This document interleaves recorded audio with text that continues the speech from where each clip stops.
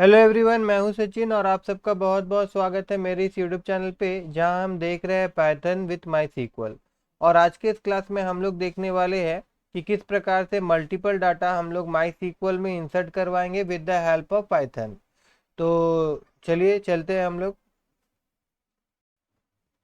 यहाँ पे हम लोग सबसे पहले क्या करेंगे, यहाँ पे हम लोगों को इंपोर्ट करवाना होगा माई सीक्वल कनेक्टर। तो उसके लिए यहाँ पे लिखेंगे हम लोग माई स्क्वल डॉट ECTOR कनेक्टर। और इसका एक छोटा सा नाम दे देता हूँ मैं SC, क्योंकि बार बार इसका यूज़ करना पड़ता है, तो इतना बड़ा नाम ना लिख के SC लिखने से भी काम हो जाएगा हमारा।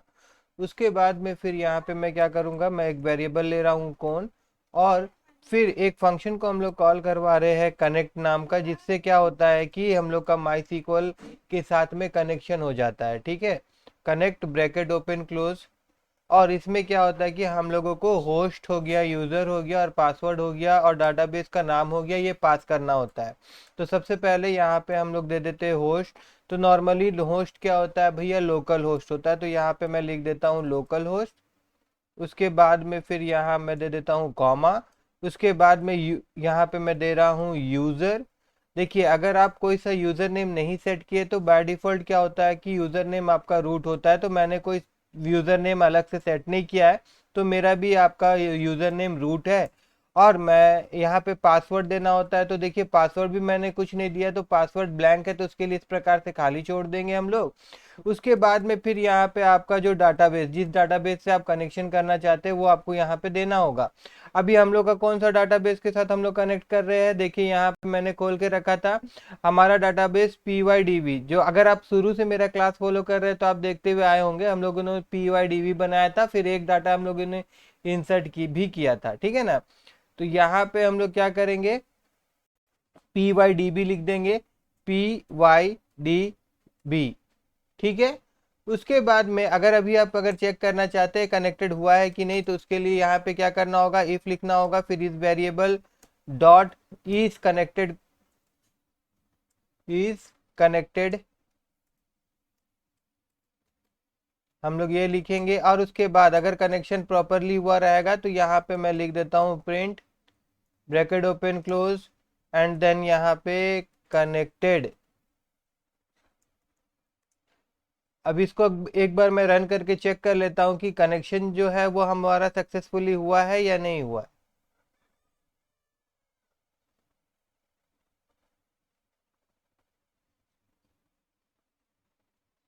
देखिए यहाँ पे कनेक्टेड दिखा रहा है, दैट मीन्स सक्सेसफुली कनेक्शन हो गया हमारा।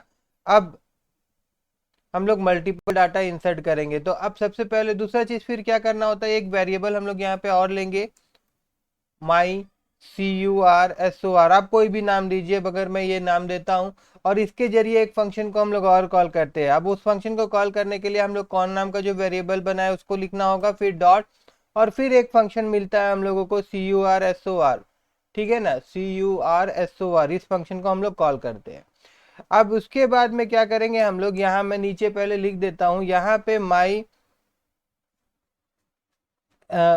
CURSOR, ये वेरिएबल के द्वारा हम लोग क्या करते हैं कि एक फंक्शन को और कॉल करते हैं।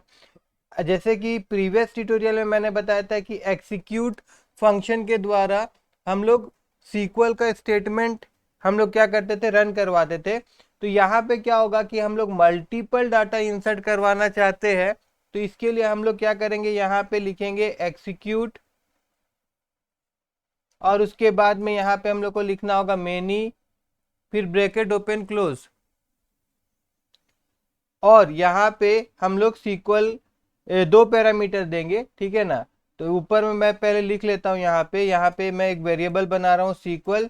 यहाँ पे हम लोग सीक्वल का स्टेटमेंट लिखेंगे। अभी आप सबको पता ही होगा कि सीक्वल के अंदर में डाटा इंसर्ट करने के लिए हम लोगों को लिखना पड़ता है इंसर्ट, उसके बाद लिखना पड़ता है इनटू, उसके बाद जिस टेबल में हम लोग डाटा इंसर्ट कर रहे हैं उस टेबल का नाम। तो यहाँ पे हम लोग जिस टेबल में इंसर्ट करवा रहे हैं उस टेबल का नाम क्या है, देखिए यहाँ पे स्टूडेंट। तो यहाँ पे भी हम लोगों को लिखना होगा स्टूडेंट्स। ठीक है। उसके बाद में फिर यहाँ पे ब्रैकेट ओपन क्लोज, और यहाँ पे फील्ड का नाम देना होगा। तो फील्ड का नाम में क्या क्या, देखिए स्टूडेंट आईडी है, नेम है और कोर्स है। तो हम लोग यहाँ पे भी क्या करेंगे, लिखेंगे यहाँ पे स्टूडेंट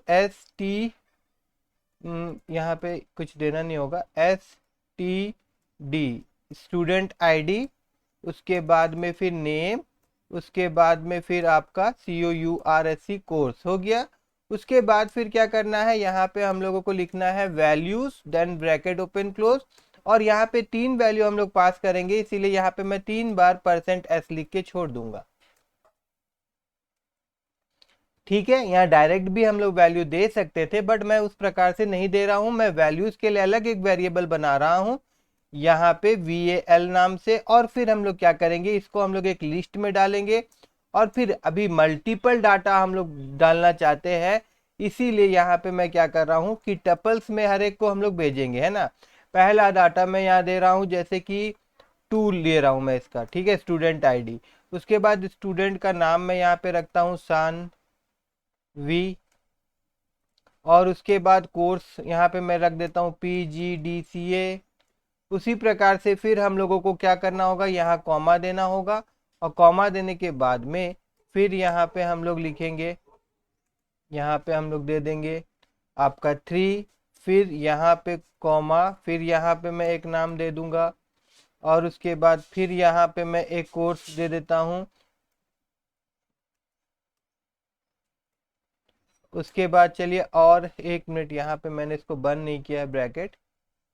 उसके बाद फिर यहाँ पे मैं क्या करूँगा, फिर से एक ट्रिपल्स हम लोग लेंगे, और यहाँ पे मैं 4, और उसके बाद यहाँ पे कुछ नाम और दे देते हैं हम लोग, और उसके बाद यहाँ पे कोर्स कुछ और दे देते हैं हम लोग।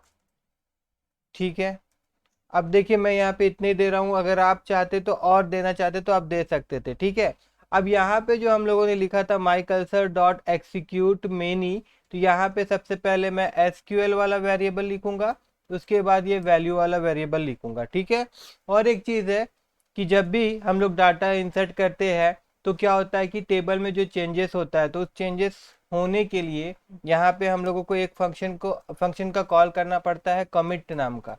इसको कॉल करना मत भूलिएगा। ठीक है, अब इतना लिखने के बाद में अगर मैं एक्सिक्यूट करता हूँ, कोई भी एरर नहीं दिखाता है, दैट मीन्स ये डाटा इंसर्ट हो जाएगा। अगर एरर दिखाएगा तो फिर इंसर्ट नहीं हुआ होगा। ओके, तो चलिए यहाँ पे हम लोग जाते हैं और एक बार इसको रन करके देखते हैं कि क्या हमारा कोडिंग सही तरीका से काम कर रहा है। जी हाँ, क्योंकि यहाँ पे कनेक्टेड दिखा रहा है और कोई भी एरर शो नहीं हो रहा है, इसका मतलब है कि वो सारा डाटा जो है डाटाबेस में इंसर्ट हो गया है। ये देखने के लिए हम लोग डाटाबेस में जाते हैं और एक बार हम इसको रिफ्रेश करते हैं।